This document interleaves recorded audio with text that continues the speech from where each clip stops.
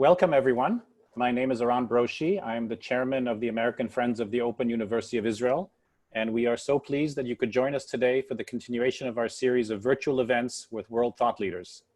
We at the American Friends of the Open University of Israel are proud to sponsor these types of discussions on important and timely issues related to Israel and the world, and we are pleased to welcome our audience from across the US and Canada. The Open University of Israel is the largest of the 9 accredited universities in Israel, educating over 48,000 students at its 70 campuses and through its state-of-the-art online higher education learning platform. Among Israel's most vital institutions, the Open University's core values are based on academic excellence, an open admissions policy, social justice, and inclusion of all citizens of Israel. Since its inception in the mid-1970s, the Open University has graduated tens of thousands of students, and nearly 1/3 of all Open University students would not have been afforded a higher education degree without the benefit of our robust scholarship program, which particularly assists Israel's marginalized populations, including Haredim, Arab Israelis, Ethiopians, Druze, underprivileged students, and the handicapped. We're very fortunate to have with us today Ambassador Eli Lev. Eli, it's an honor and a pleasure to have you with us today. Thank you for joining us from Paris, evening time. Where the OECD is headquartered. Let me give a quick bio, and then we'll jump right into it. Ambassador Lev is Israel's permanent representative to the OECD, the Organization for Economic Cooperation and Development, representing the State of Israel to the world's leading international economic organization focused on stimulating economic progress and world trade. A career diplomat who has worked across a wide range of Israel's economic diplomatic issues, Ambassador Lev previously was head of Israel-EU economic relations and director of policy planning at the Ministry of Foreign Affairs. He has also been posted in Istanbul, in Brussels, in New York, and of course in Paris. So Eli and I will touch on a number of topics over the next 30 to 40 minutes, and time permitting, we would also welcome your questions from the audience. And if you have a question, please use the chat function and we will hopefully get to your question. So let's jump into it. Let's start a little bit with the OECD. What is the OECD? And I'll give a little context and then Eli asked you to elaborate. So my understanding, in 1961, the OECD replaced what was the Marshall Plan's Organization for European Economic Cooperation, the OEEC, and its 20 original European and North American members. And since then, the OECD membership has expanded to include 37 member countries. They span the globe from North and South America to Europe and Asia Pacific. And together what is considered an exclusive club of primarily upper income and upper middle income democracies, some, by the way, perhaps more perfect democracies than others, but we won't get into that at this point, represent over 60%, 62% of the world's GDP. So really the question, I guess, to start with is, why is this institution important to the world? And if you leave the pandemic aside, we'll come to that later, in a world where many countries are moving more recently away from cooperation, the cornerstone of the OECD, towards more nationalism, more an inward focus, including countries like the US, the UK, a number of Central European countries, is the OECD becoming less relevant than it once was? Well, first, Aran, it's a pleasure and honor to be with you today, and thank you for inviting me. Yes, indeed, you're right, Aran. I mean, the multilateral system is facing difficult times, especially when it comes to organizations, multilateral organizations. But I think the OECD has some unique characteristics which makes it a bit special. And what I mean by that is most international organizations are based on universal participation. That is to say that basically every country can join those organizations, like UN, for example. But the OECD, as you mentioned rightly, is very selective. I mean, it took, and we'll come probably later to that, it took Israel about 10 to 15 years to enter this organization. So the fact that it's very selective, and once you are there, there is a very strong feeling of common denominator among its members. So it's a very like-minded organization based on democratic and open economy values. So I think this is very special and quite unique.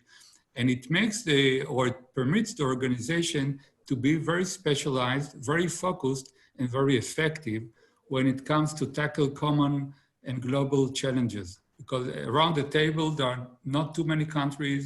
They share more or less the same problems, and the organization is very much geared to answer those kind of challenges.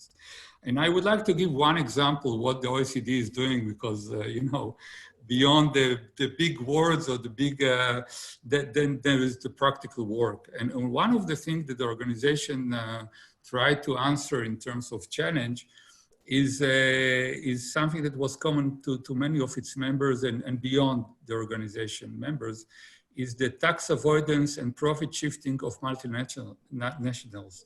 That was, for many years, a very big issue for many of the member countries, because what happened is that because multinationals operate on international basis, government, there was a situation when they were not paid basically the right tax as you're supposed to get from those companies. So this tax avoidance and profit shifting was a big issue. Now the OECD developed kind of a mechanism that today more than 135 countries joined, but it started at the OECD to fight this phenomena. Now we are talking about $100 to $200 billion a year that was avoided, was not paying to the right tax authorities. So today we have this mechanism in place. Israel is of course participating in this mechanism, and basically it is estimated that today more than $100 billion is paid back to the right tax authorities. So this is one example of what the OECD is trying to do.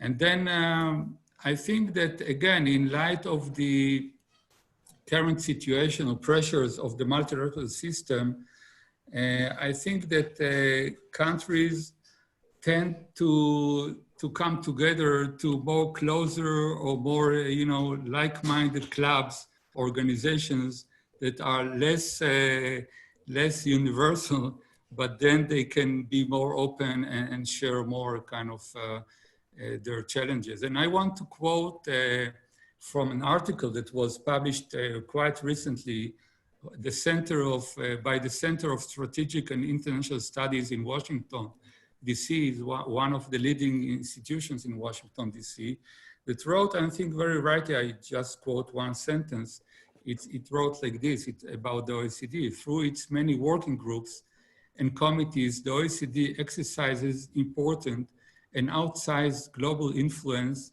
for an organization that is not well known outside its circles of experts. And just to finish, to answer your question, just recently the US administration decided to put a candidate for the top job of this organization, a very senior official from the White House. And I think this is a very clear signal of the Trump administration of the importance that it assigns to this organization, which is, I think, not the case, if I can cite this, this is not the case for many other organizations when it comes to US policy vis-a-vis the multilateral system.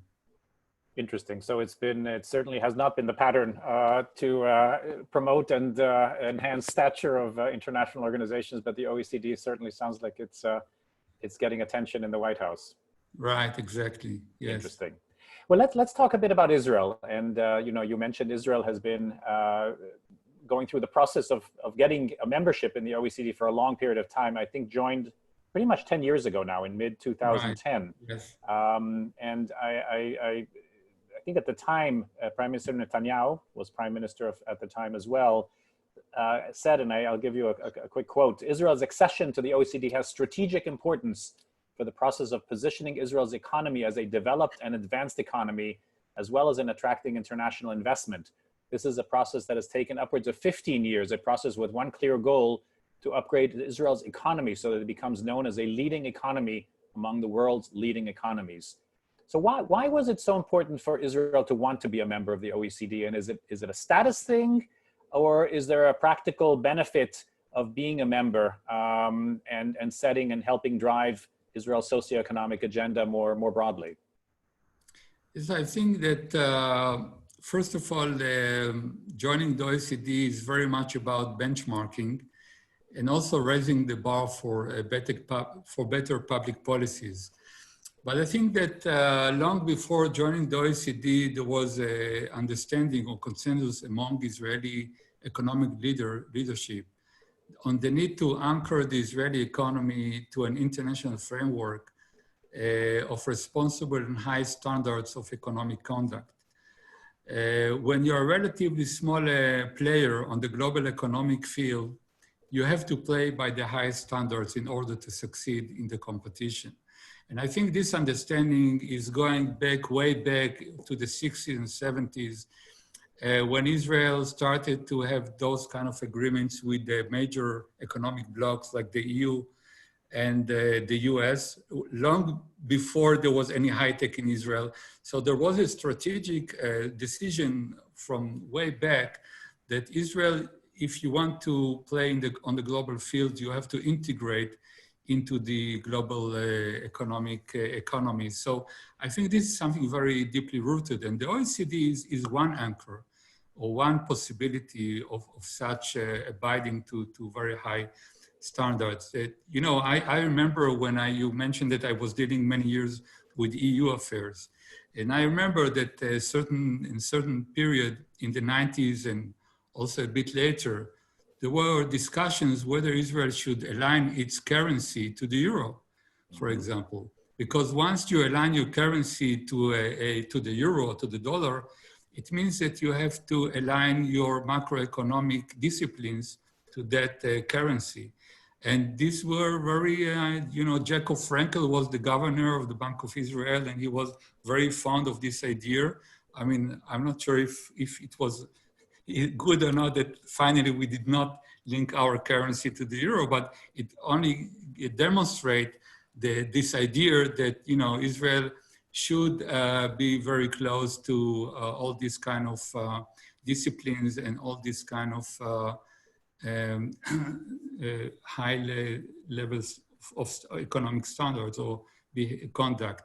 And I think that another issue why it was important for Israel to join is the fact that, as I mentioned, it's quite a selective club. And once you sit around the table, and it's a consensus-based organization, so every member has the right to veto, then when it comes to make a standard or a decision in an area that is important to your country, then you have a say.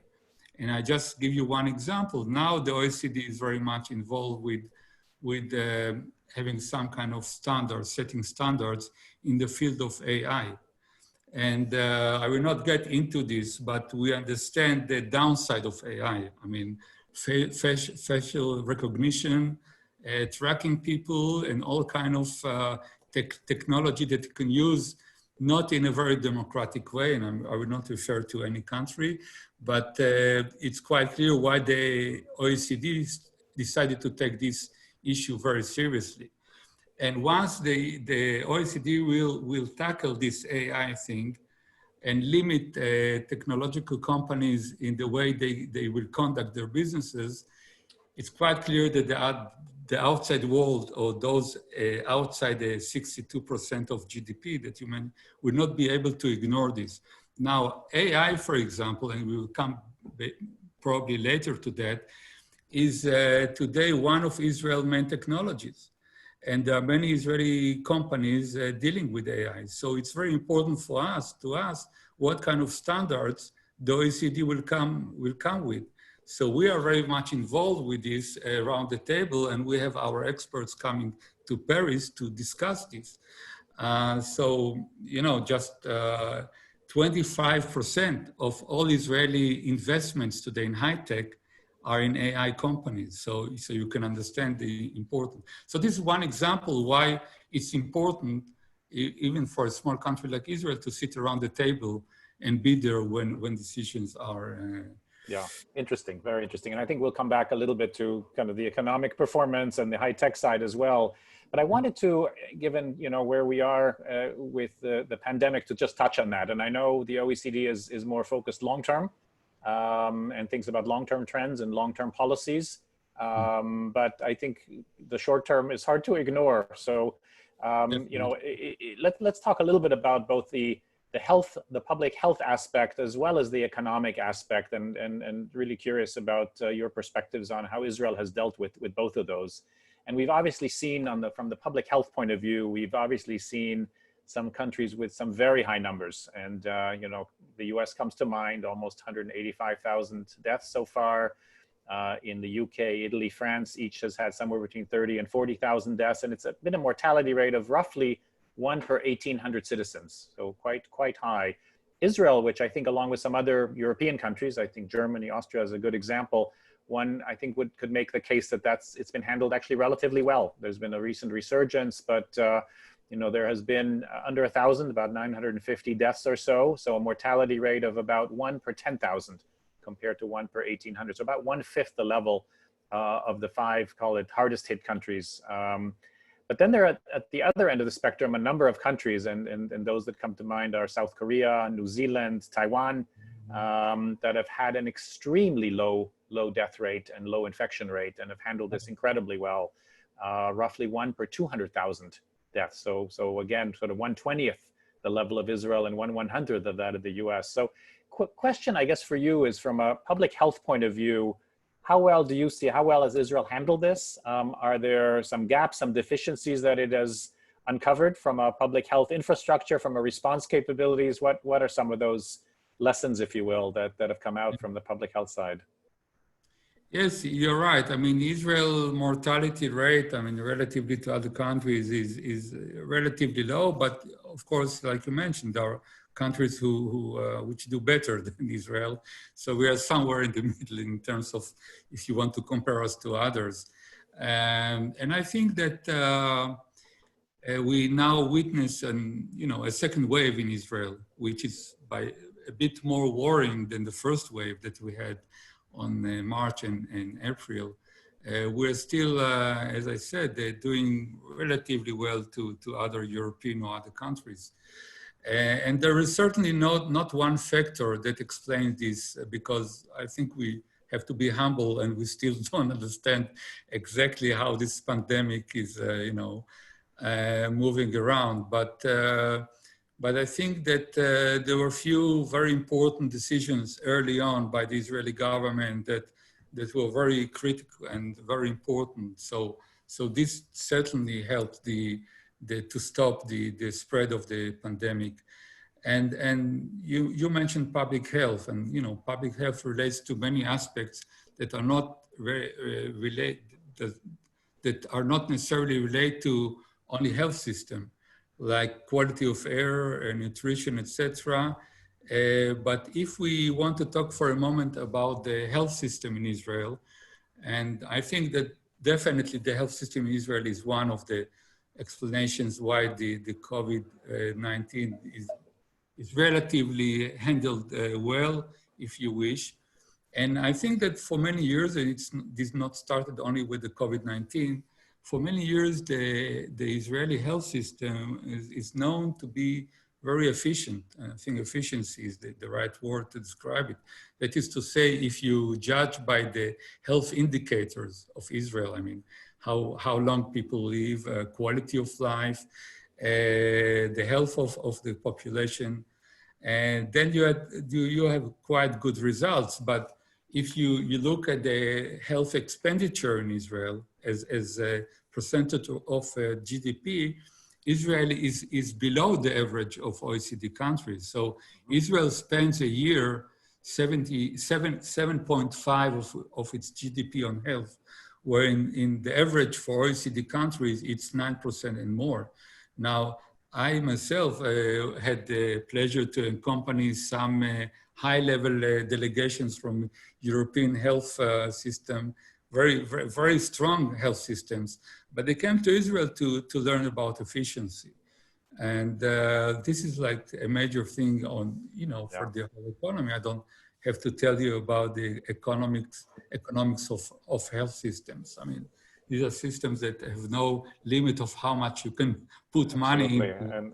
And And the U.S. has certainly demonstrated some of those, record at the other end of the spectrum. new medicines, new technologies, whatever, and people always demand more quality of life, longer life. So the issue of being efficient is critical, and I think Israel was really for many years known for that. Now, the other side of the coin is, of course, if you have a lean structure, you don't have overcapacity. Sure. So in the case of pandemic, the government has to make sure that the pandemic will not cause the hospitals to, this is what we have seen in some European countries. Like the Italian health system is known to be very good, but then the overcapacity basically brought the whole system to a collapse. So definitely we don't want to be there. So the government has to follow on really a daily basis the pandemic and make sure that the hospitals or the health system will not reach a point of overcapacity. We are not there, luckily, but we have to take into consideration the fact that it's a lean structure. And as I said, relatively to other OECD countries, we spend less on health than others. Yeah, interesting, very interesting. From an economic point of view, because there's always, of course, a balance here between health, public policy from a health point of view, and then managing the economy and trying to find kind of the right combination here. Obviously, the economies across the world have taken a dramatic hit, and Israel is clearly no exception. An economy that was growing, very strongly pre-COVID has, with very low unemployment, 3%, I believe. At its peak, went up to 25% unemployment. So a huge increase. Assuming a vaccine comes out in the next, 1, 2, 3 years, we all kind of are obviously waiting and hoping, but don't quite know how likely and how soon. What do you expect in terms of Israel's economic rebound? Do you expect it'll have a long-term, this downturn will have a long-term impact, or the rebound will be rather rapid, and we should expect to come out of this, looking for your crystal ball, I suppose, here. Yes. Yes, yeah, no, you're right. I mean, nobody knows, how and when we will get out of this pandemic from health and also from economic point of view. But what I can say about the Israeli economy in this regard is that, first of all, like you mentioned, Israel entered this pandemic on March this year in a very good situation. So the macroeconomic indicators that I guess that we will relate later, I will not go into this now, were relatively very good in comparison to other OECD countries. And then another point is that the composition of the Israeli economy is such that, let's take tourism, for example. Tourism was hit maybe the hardest. And in Israel, tourism is about 6% of GDP. So tourism is relatively a small sector when it comes to the overall Israeli economy. There were countries at the OECD where tourism sector is like 10% and above. So that's major, if it's double the size of the Israeli share. And high tech, for example, as we know, and we'll talk about this, is 35 to 40% of GDP. Now, if you have to forecast, I think technology might be the winner of this COVID-19.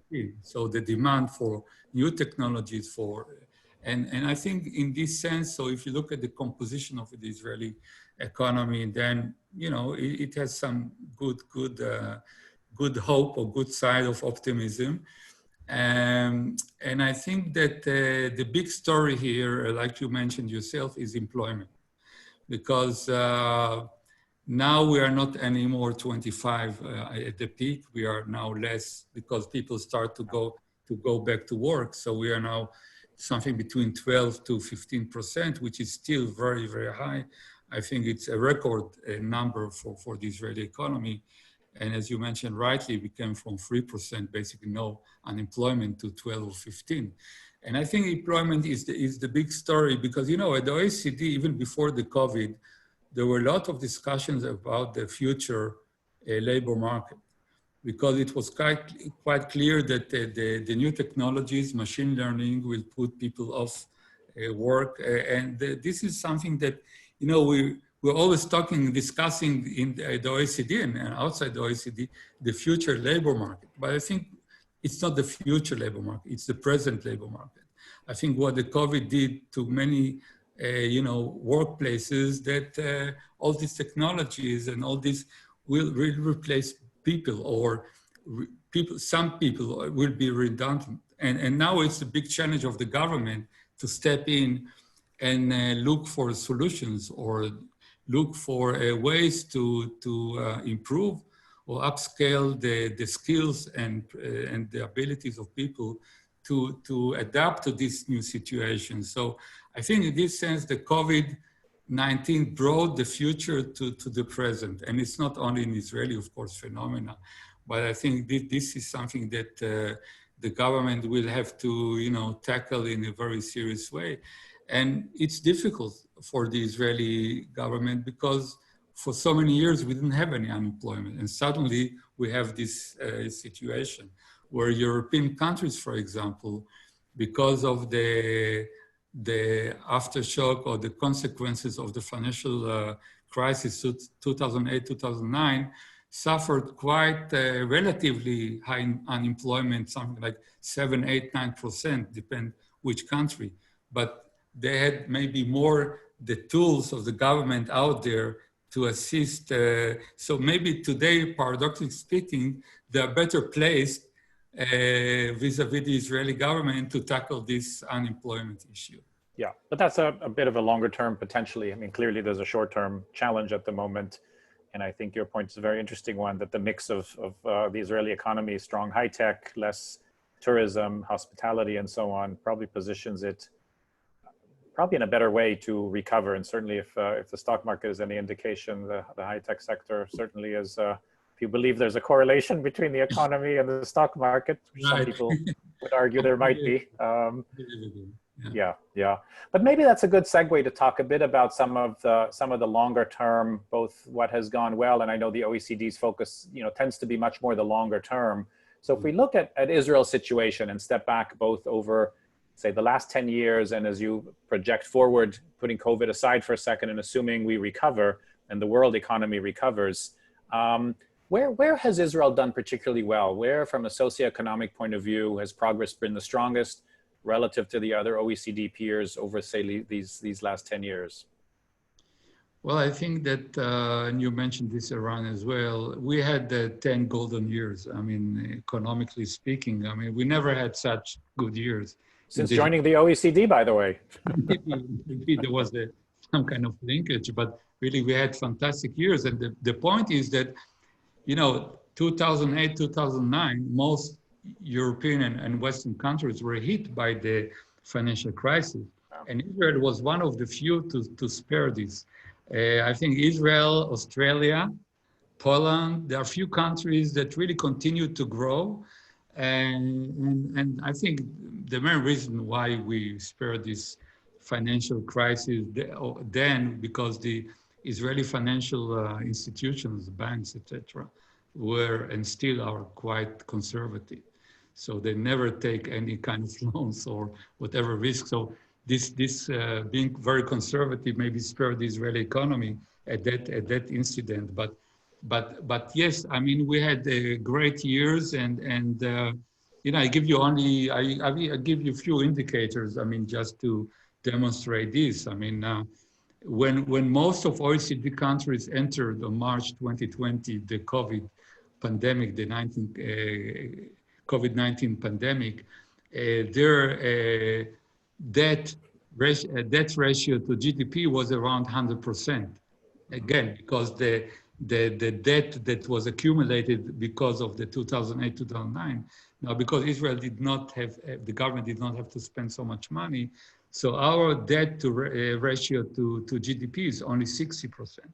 So once you have a relatively small debt, the government today can afford itself to take more commitments or to spend more money if you compare it to other countries that are around 100% and more. So this is like, this really gives the Israeli government today a room of maneuver that some other countries might not have. Um, for example, another indicator is that the because mainly because of the high tech, we were witnessing a net flow of investments. So money came in mainly to the high tech sector. And because of that, the Israeli currency became one of the strongest in the world. So it's very, kind of a paradox, a small country, small economy, but once there is more money coming in than money going out, then of course it influences your currency. And even today, the Israeli currency has continued to strengthen against the dollar, the US dollar. I mean, this is might be good news in terms of representing the economy. It's not very good news for exporters or others that depends on their source of income is in foreign currency. But I think it represents what happened to the Israeli economy. I mean, today we reached a high record number of foreign currency reserves at the central bank. So today we have foreign currency reserves which equal to more than 40% of Israel's GDP, which is basically one of the highest in the world. So, I mean, you have a lot of foreign currency, you have a strong currency, you have a very good rating of the rating agencies, and you have very little debt to the outside world. I mean, most of Israeli debt, this 60% of GDP, is basically domestic. I mean, it's bonds that the government issued and the institutions in Israel bought. So there is hardly any debt to the outside world. So all this makes I think the condition of the Israeli economy today puts it in a relatively good situation. I think we also know the economic story has been a terrific one. The innovation startup nation story, I suspect, has, from all accounts, would also be a very strong one. Can you comment on that as well? Yes, you're right. I think, Israel, the slogan is Startup Nation. And I think what happened over the last 10 years, that it might be also a startup nation, but I think that the Israeli high-tech scene is today much more mature. And I think that this maturity is a very important development in the Israeli high-tech. As before 10, 15 years, maybe startup companies in Israel looked for IPO, a quick IPO, or a private acquisition by a big American technology firm. This is not so much the case anymore. And one measure of this is the number of unicorns that are created in a country. And in Israel today is in the 4th place globally when it comes to how many unicorns were developed in Israel. A unicorn, I guess everybody knows this phrase, is a technology company that is valued, its market cap or value is more than $1 billion. And today Israel is, after US, China, and the UK, is the 4th place in terms of how many unicorns. And to be able to grow a unicorn, it's a sign of maturity of the tech ecosystem, as it requires an entirely different business and corporate capabilities than a startup. And I know if I can refer to one example, I think it's very interesting example. I mean, the last unicorn coming out of Israel and started to be traded on Wall Street. It just happened a month ago. It's a company called Lemonade. I don't know if you heard about this company. Mm-hmm. Its market cap today is above $3 billion. And it's a company that basically is a digital insurance platform. And they're using a disruptive technology of AI to estimate if you have an insurance claim. So they use big data and AI to to correspond to the damage caused to you. And it is, it's very interesting because it's a company that came with a disruptive technology to a very conservative sector. You know, I was looking at the figures, and in the Fortune 100, there are 12 insurance companies with an average age of 125 years Wow. old. So most insurance companies of the big ones are very old companies. Sure. They might be 200 years old. So here you come, you have a young company coming with a completely different concept or this another technology or disruptive technology. And today its value traded on Wall Street above $3 billion. So this is only an example, but the recent one, but I think it's very interesting that, you know, this idea that you grow up unicorns and not only startups. And another characteristic about the Israeli high tech today is, as in relation to 10 or 15 years ago, is the fact that many of the high tech, Israeli high tech concentrates on strategic technologies, what we call deep tech. So it's not developing applications, it's more AI and cyber and other kind of technologies that you consider strategic, because AI is the key to the fourth, you know, the machine learning and on the fourth industrial revolution. So only if you take cyber, for example, today 20% of all global investments are in Israeli companies. So you see that Israeli companies are in strategic areas, and I think this is another characteristic which was not there 10 or 15 years ago. Very, very, very interesting. So look, there's been remarkable progress. Israel has so much to be proud of. Yet at the same time, and I want to sort of shift gears a bit, Israel has also its share of fairly significant challenges. And it would be helpful, Eli, if you could elaborate on some of these and in which ways are these unique to Israel relative to its OECD peers? Yeah, thanks. I think it's, of course, very important to talk also about challenges, not only about achievements. And I think from an OECD point of view, there are two things which stand out where Israel is in its social economic profile is very different from most of other OECD countries. The first characteristic which makes Israel a bit special is the fast growing population.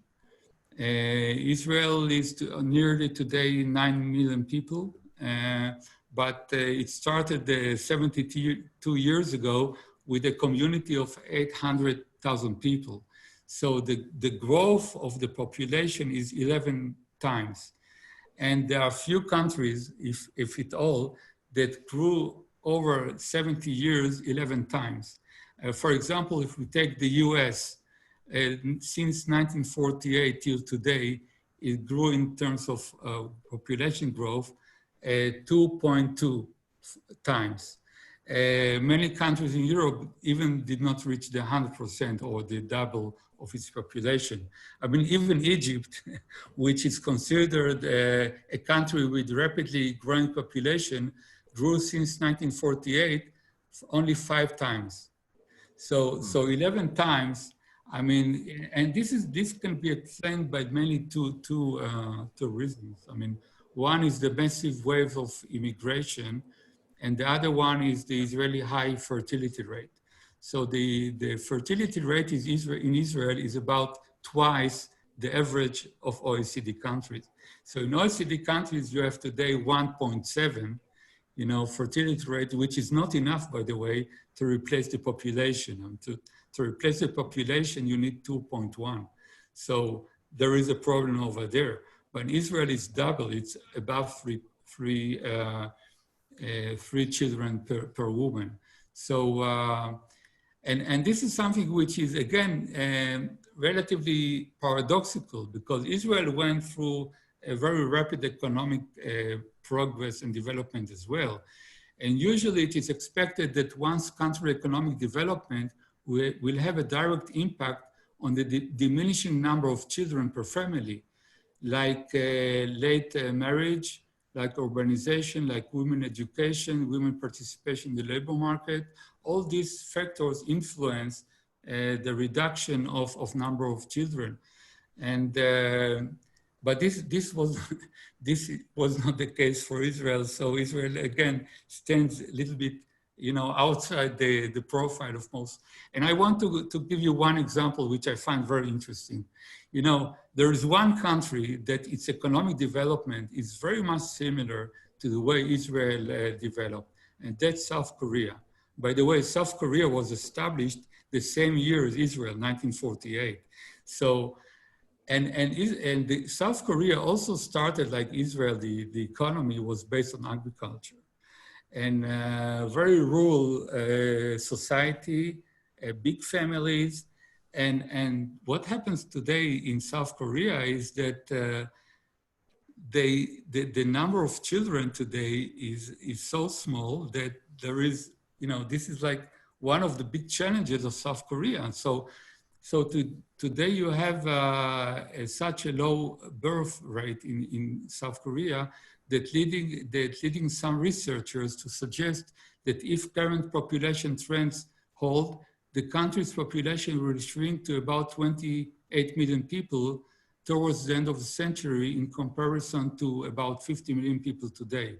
So you see that in many countries, you have this problem of not having enough children or future generations to replace the current generation. This is not a problem of Israel, but on the other hand, this very rapid growth of population makes Israel already today one of the most densely populated countries in the West. So we are about 11 times more than the OECD average in terms of how many people on square kilometer. And this, of course, is already now, but will be much more in the future, put a lot of pressure on public services such as health and education, also on physical assets and infrastructure, like housing, water supply, transportation, etc. So this rapid development of a rate of growth of the population definitely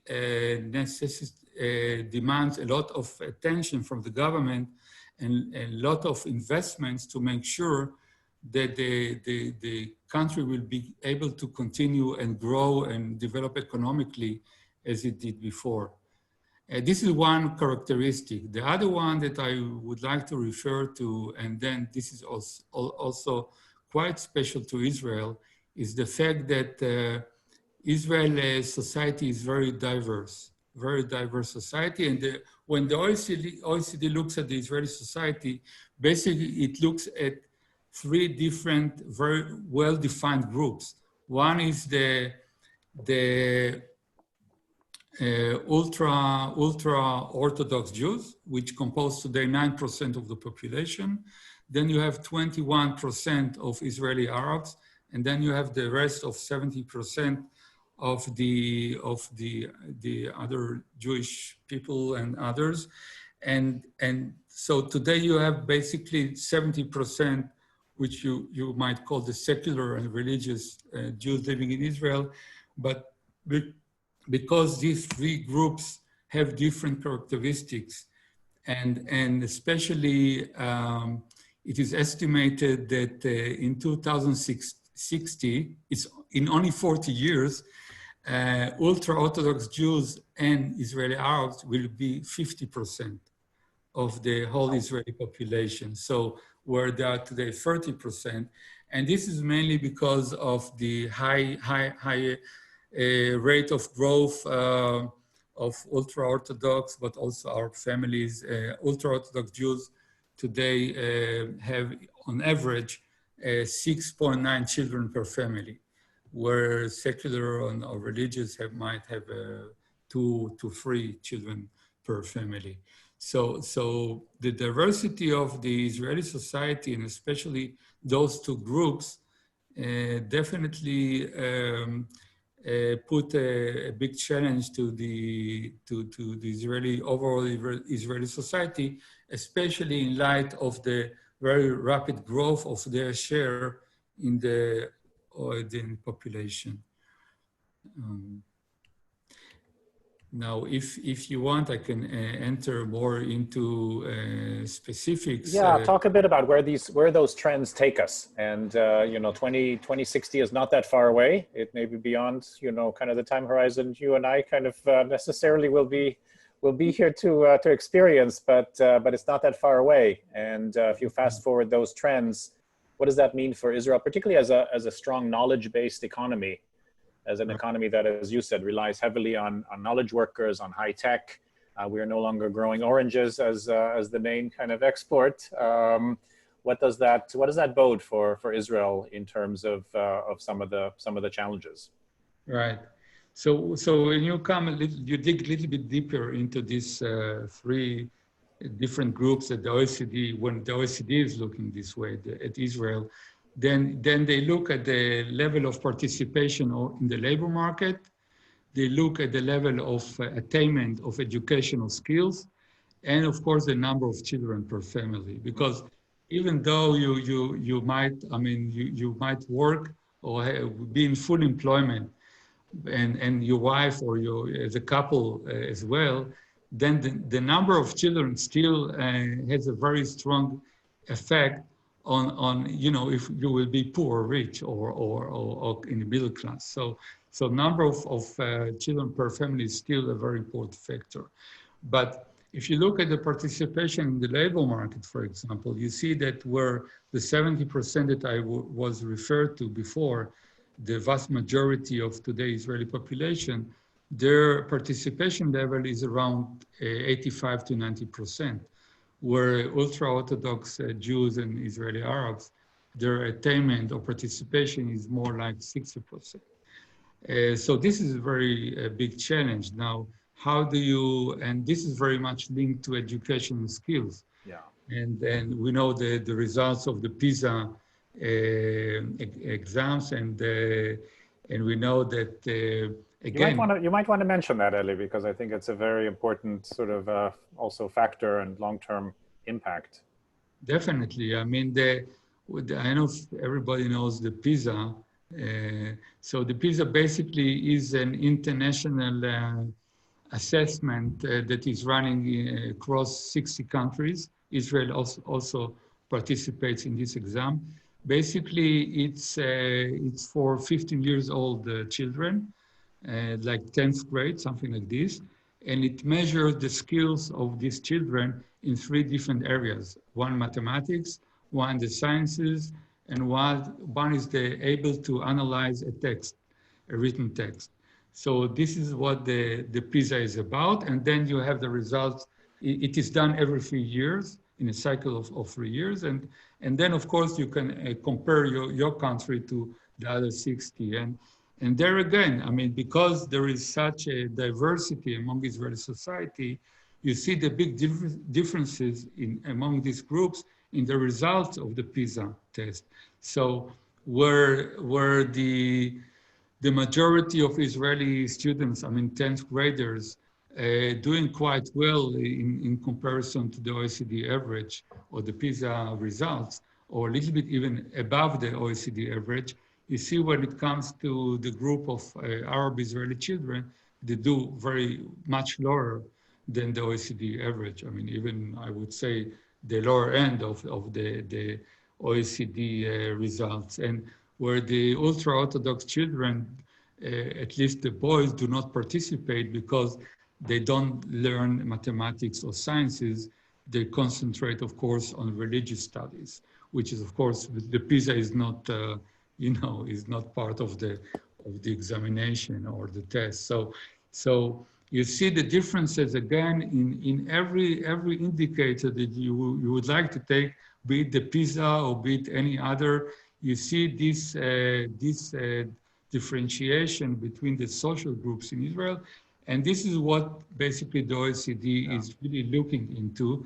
And I think this is the biggest challenge for the future of Israel, how to narrow the gap and bring those groups to a higher level of attainment of you know, academic and skills and also participation in the labor market.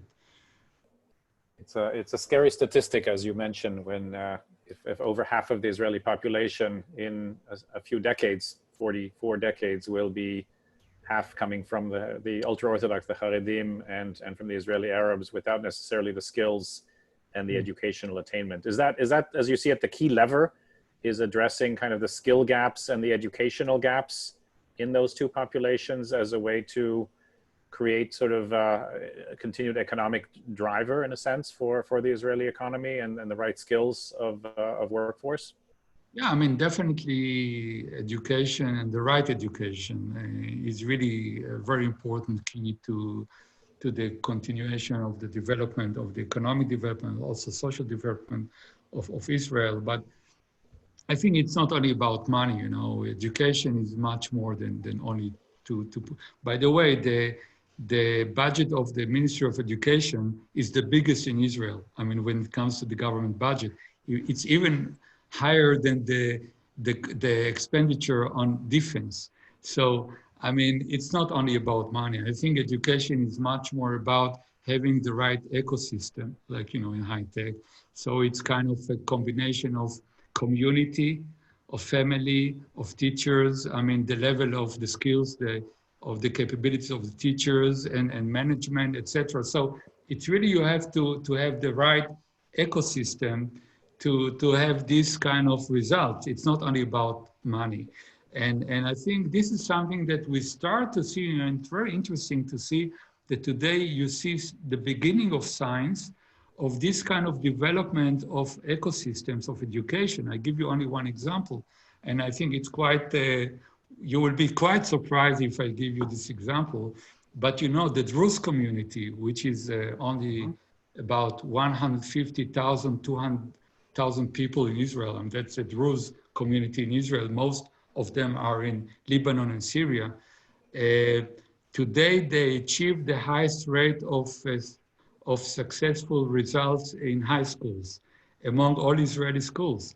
So the Druze in their communities, in their villages, in Upper Galilee and wherever they are, managed to create this kind of success. And it's amazing that for now, the last couple of years, the high school which has the best results when we are talking about 12th graders, I mean, end of school results, is coming from a small community Very interesting. in Upper Galilee, which is a Druze community. And they were able to create this ecosystem of family, community, commitment of teachers, etc. And they are now today number one. They lead, and they're far away than, you know, the established school from Tel Aviv, or, you know, these places that you would assume, you know, they would be the first. So what I'm trying to say is that you see the beginning of science, of this kind of communities being able to overcome gaps, or, you know, Yeah. and years, yeah. Very interesting. Very interesting.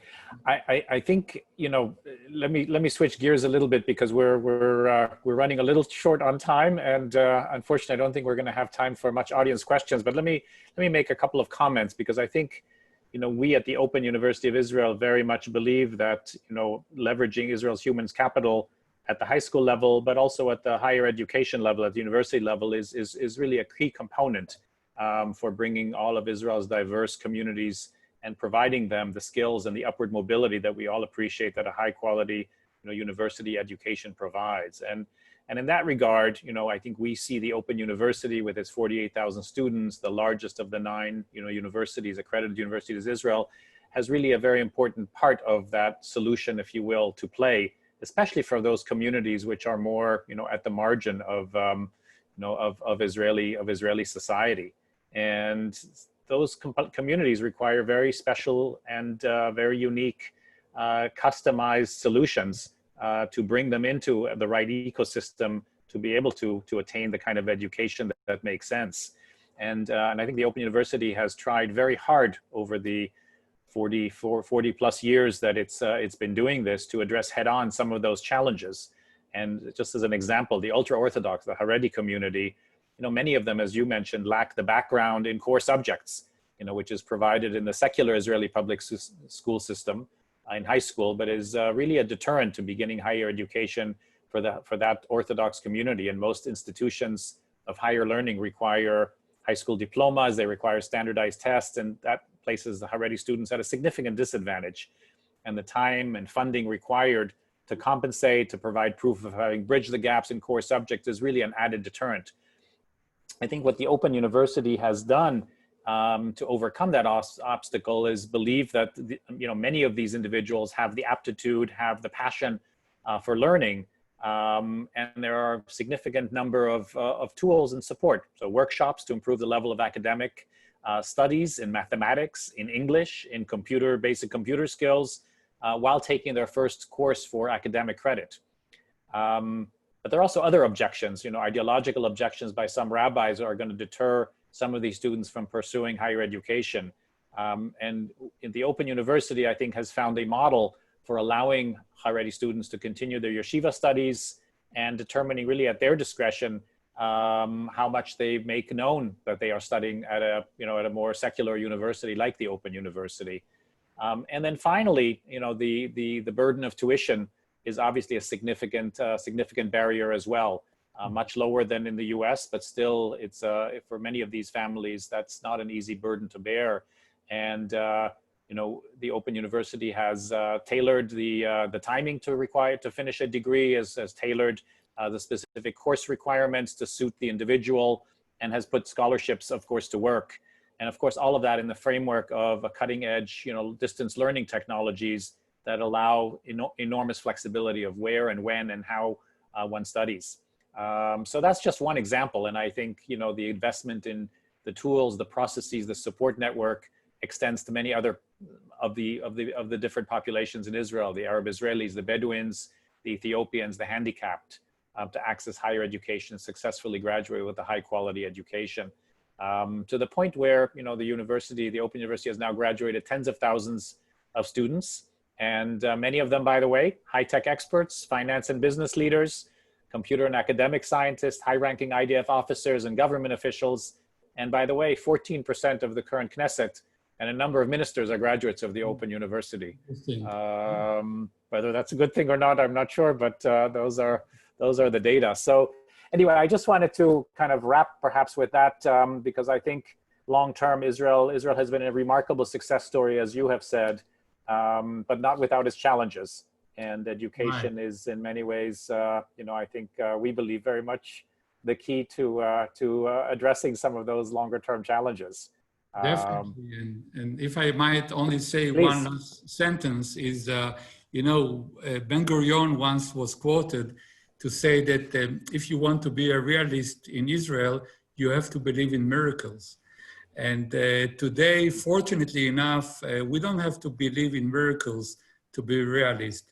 And I think that, yes, we have big challenges ahead of us, but I think that we showed the incredible capacity to overcome huge challenges. So I'm very optimistic about the possibility of Israel to overcome these kind of challenges. And of course, I think the Open University is doing a great job in trying to accommodate the methods and the techniques of education, of higher education, to the needs of those communities that, this is very important to encourage and to promote the future of Israel. Thank you. Thank you very much. Thank you. Thank you so very much. Very fascinating conversation. Thanks for making time in the busy schedule that you have. And especially it's a late hour in Paris. We very much appreciate you taking the time. I also want to thank our audience. I thank you for joining us and showing your commitment to Israel and to the topics we discussed today. And if you enjoyed this program, please be on the lookout for additional virtual salons that we will be hosting. And if you're interested in additional information on the Open University of Israel, please visit our website, afui.org, or look at us on Facebook or LinkedIn. Thank you all. Good afternoon, good evening, and please everyone stay safe. Thank you very much. Thank you, Eli.